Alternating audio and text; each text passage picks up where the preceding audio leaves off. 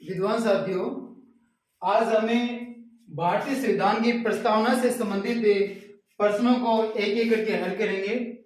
पीछे के जो शुरुआत में जो दो वीडियो हमने डाले थे वो भारतीय संविधान की प्रस्तावना से संबंधित उनका विस्तृत विवरण डाला गया था, विस्तृत विवरण प्रदान किया गया था।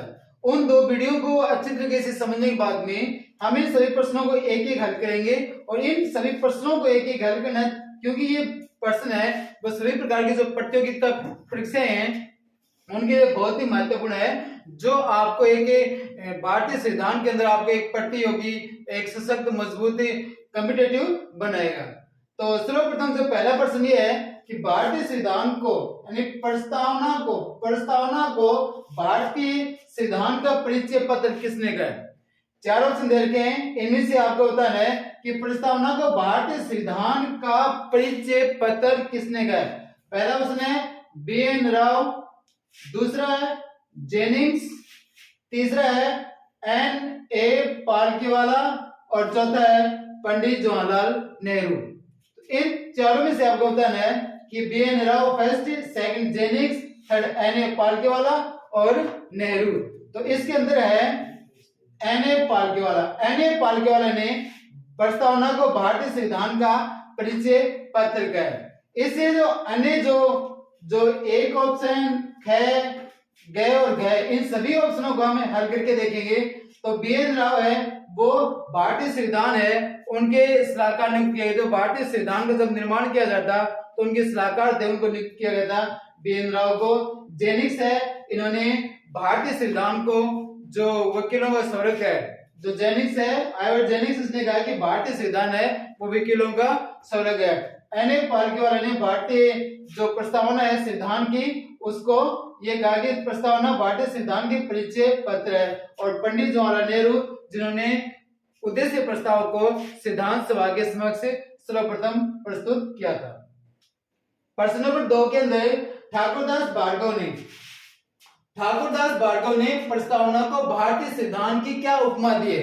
जो ठाकुरदास भार्गव हैं जो संविधान सभा के सदस्य थे, उन्होंने प्रस्तावना जो है उसको भारतीय संविधान की क्या उपमा दी है? प्रस्तावना को क्या उपमा दी गई है? तो पहला है आभूषण, कि उन्होंने कहा कि प्रस्तावना आभूषण है। दूसरा है आत्मा, तीसरा है कुंजी या सभी। इन सभी चारों ऑप्शनों में से मैं बता रहा है कि ठाकुरदास भार्गव ने प्रस्तावना को भारतीय संविधान की क्या उपमा दी है।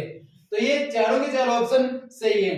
पहला, ठाकुरदास भार्गव ने कहा था कि ये संविधान का आभूषण है, प्रस्तावना है वो संविधान का आभूषण है, प्रस्तावना संविधान की आत्मा है। ठाकुरदास भार्गव ने कहा था कि प्रस्तावना वो संविधान की आत्मा है, ये संविधान की कुंजी है, ये सभी उन्होंने कहा था। और उन्होंने ये कहा था कि ये संविधान के जो मूल्यांकन का उचित स्थान है प्रस्तावना। तीसरा प्रश्न है कि विश्व में प्रस्तावना को सर्वप्रथम किस देश ने अपने संविधान में शामिल किया? पूरी दुनिया के अंदर सबसे पहले किस देश ने अपने संविधान के अंदर शामिल किया था प्रस्तावना को? तो उनमें से ऑप्शन क में है ऑस्ट्रेलिया, ख के अंदर फ्रांस, ग में संयुक्त राज्य अमेरिका और घ में कनाडा।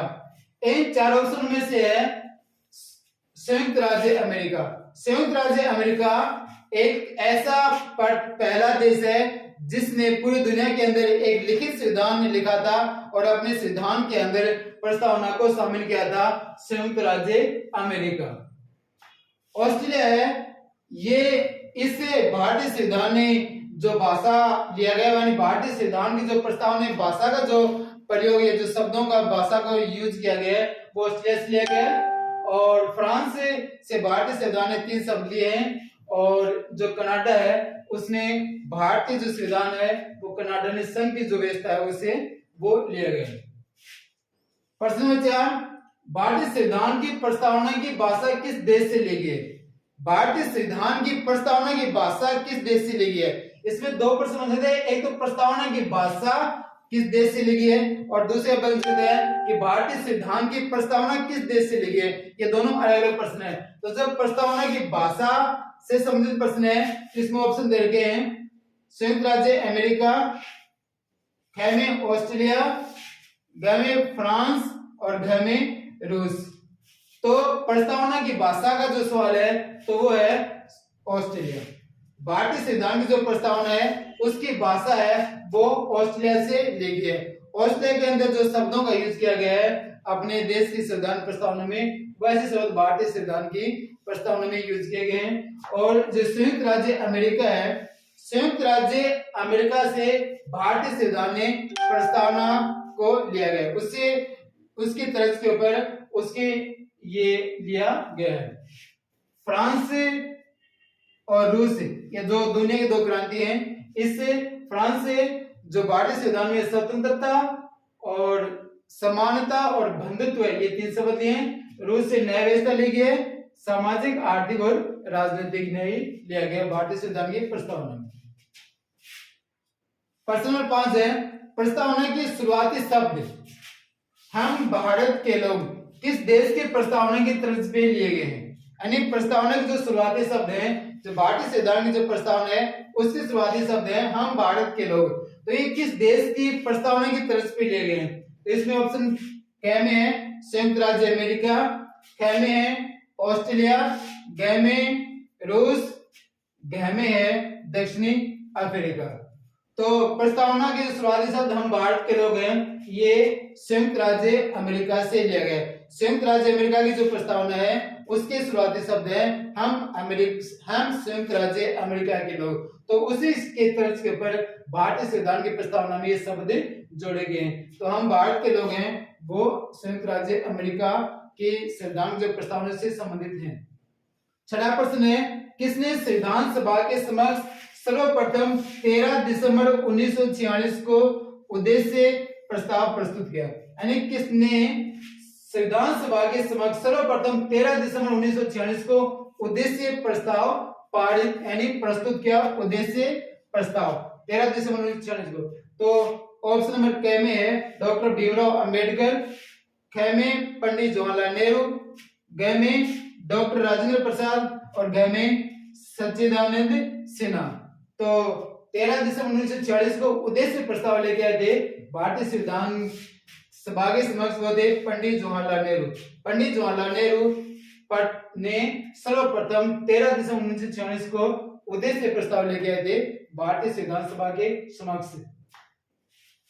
अगला प्रश्न नंबर 7, इसमें संविधान सभा ने उद्देश्य प्रस्ताव को प्रस्तावना के रूप में कब स्वीकार किया था? संविधान सभा ने उद्देश्य प्रस्ताव यानी जो उद्देश्य प्रस्ताव जो पंडित जवाहरलाल नेहरू लेके आए थे 13 दिसंबर 1946 को, उसको संविधान सभा ने कब स्वीकार कर लिया? तो 13 दिसंबर 1946 को, 22 जनवरी 1947 को, 9 दिसंबर 1946 को और 11 दिसंबर 1946 को। तो इसका ऑप्शन है 22 जनवरी 1947 को। 22 जनवरी 1947 को उद्देश्य प्रस्ताव को संविधान सभा ने प्रस्तावना के रूप में या उद्देशिका के रूप में स्वीकार कर लिया। बात करें 13 दिसंबर 1946 को, तो इस दिन पंडित जवाहरलाल नेहरू ने जो संविधान सभा के समक्ष उद्देश्य प्रस्ताव प्रस्तुत किया था।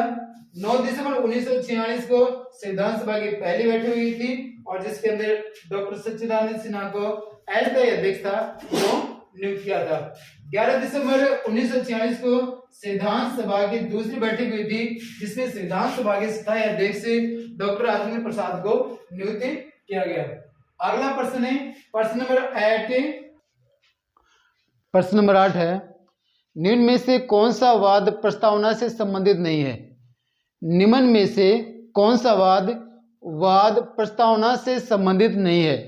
पहला है बेरुबाड़ीवाद 1960, दूसरा केशवानंद भारती वाद 1973, तीसरा LIC मामला 1995 और चौथा मेनका गांधी मामला 1978।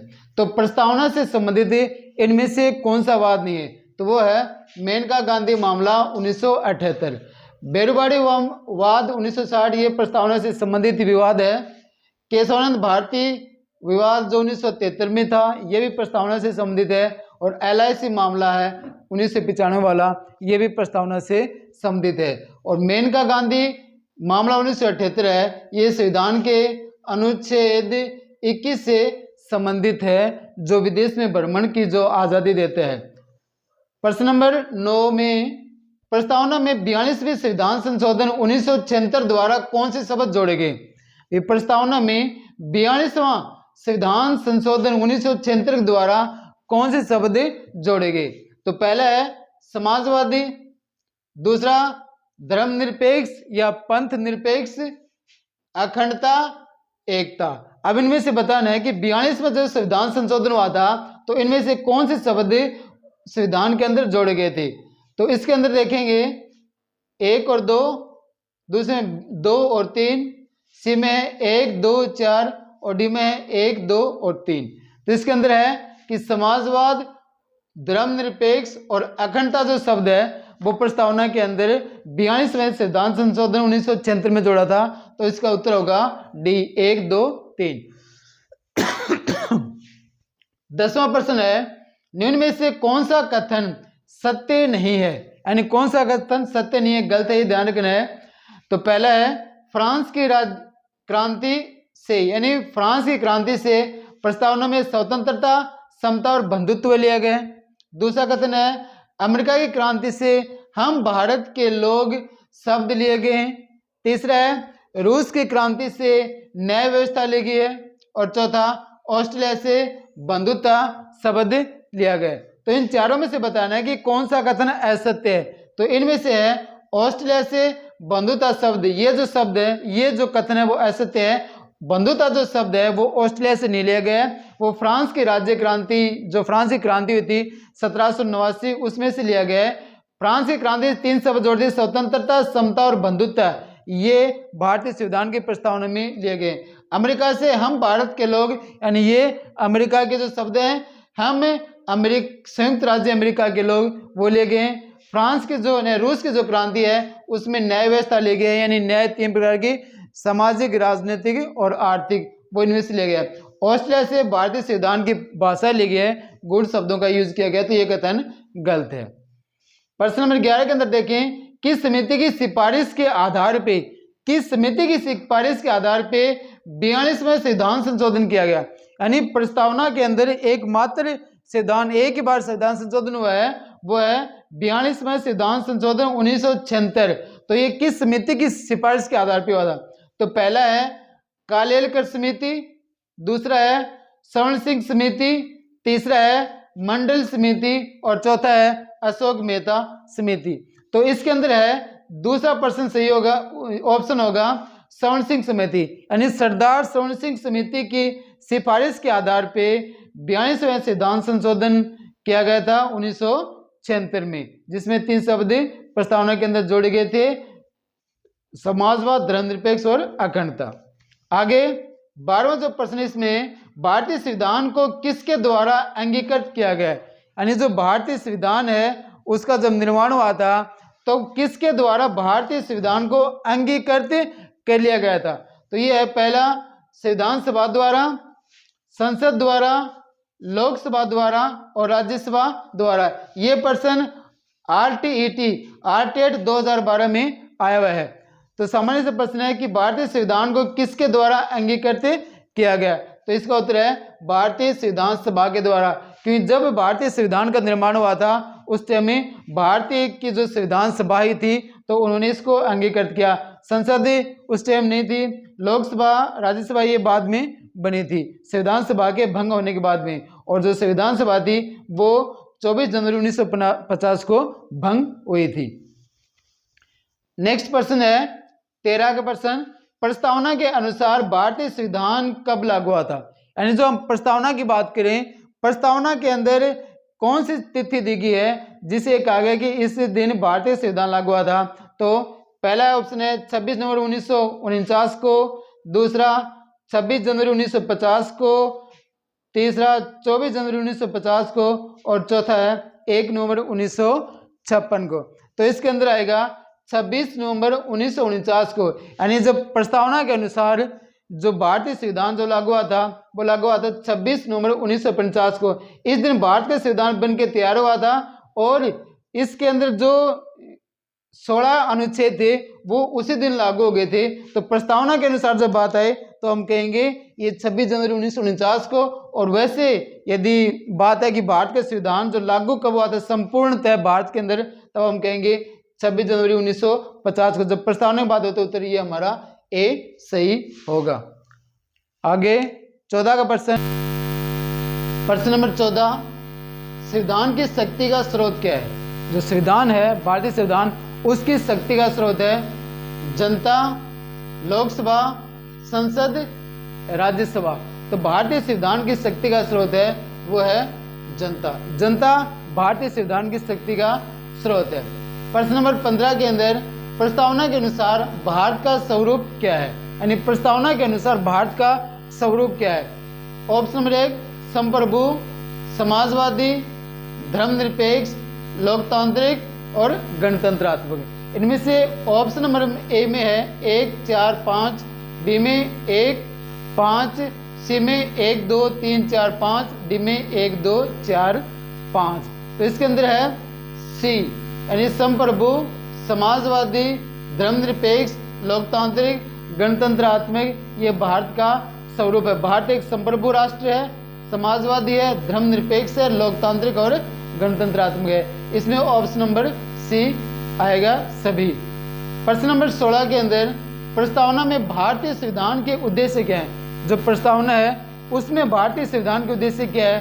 तो न्याय, स्वतंत्रता, बंधुता और समता। तो एक में है 2 और 3, ऑप्शन 2 में यानी बी के अंदर है 1 और 4, ऑप्शन सी में है 1, 2, 3, 4, ऑप्शन डी में है 1, 2, 3। तो प्रस्तावना में भारतीय संविधान के उद्देश्य हैं न्याय, स्वतंत्रता, बंधुता, समता, यानी ऑप्शन नंबर सी आएगा 1, 2, 3, 4। प्रश्न नंबर 17 के अंदर बंधुता में शामिल नहीं है, यानी बंधुता के अंदर शामिल नहीं है व्यक्ति का सम्मान, व्यक्ति की गरिमा, देश की एकता, अखंडता, धर्म निरपेक्ष। तो बंधुता में शामिल नहीं है, तो इसका उत्तर आएगा धर्म निरपेक्ष, यानी व्यक्ति का सम्मान बंधुता में शामिल है, व्यक्ति की गरिमा ये भी बंधुता के अंदर शामिल है, और देश की एकता, अखंडता ये भी बंधुता के अंदर शामिल है। धर्मनिरपेक्षता ये बंधुता की परिभाषा में नहीं आती है। प्रश्न नंबर 17 के अंदर निम्न में से कौन सा मिलान गलत है, यानी कौन सा मिलान है वो गलत है? संप्रभु का अर्थ है आंतरिक व बाह्य दबाव से मुक्त। बी में गणराज्य, राष्ट्राध्यक्ष का जनता द्वारा चुनाव। सी में धर्मनिरपेक्ष, सभी धर्मों का सम्मान, और डी में लोकतंत्र, राजा का शासन। तो कौन सा मिलान गलत है? तो इसमें ऑप्शन नंबर डी आएगा, लोकतंत्र राजा का शासन नहीं होता है, लोकतंत्र होता है जनता का शासन। तो इन सभी के अंदर संप्रभु का अर्थ हुआ आंतरिक, यानी कोई भी देश आंतरिक व बाह्य दबाव से मुक्त होना, वो संप्रभु। गणराज्य का मतलब है राष्ट्राध्यक्ष, किसी भी देश का जो राष्ट्राध्यक्ष है वो है जनता के द्वारा प्रत्यक्ष या अप्रत्यक्ष रूप से चुना जाए। और धर्मनिरपेक्ष का मतलब है सभी धर्मों का सम्मान होना चाहिए, उनका आदर होना चाहिए। और लोकतंत्र का मतलब है जनता का शासन। तो इसके अंदर ये गलत है, प्रश्न नंबर यानी ऑप्शन नंबर डी। तो इस प्रकार से हमने जो प्रस्तावना से संबंधित सभी प्रश्नों को इस वीडियो में हल किया। तो आपको ये वीडियो कैसा लगा, इसके ऊपर आप लाइक करो, कमेंट करो, सब्सक्राइब करो और इस वीडियो को शेयर करने में हमारी मदद करो। थैंक यू, धन्यवाद।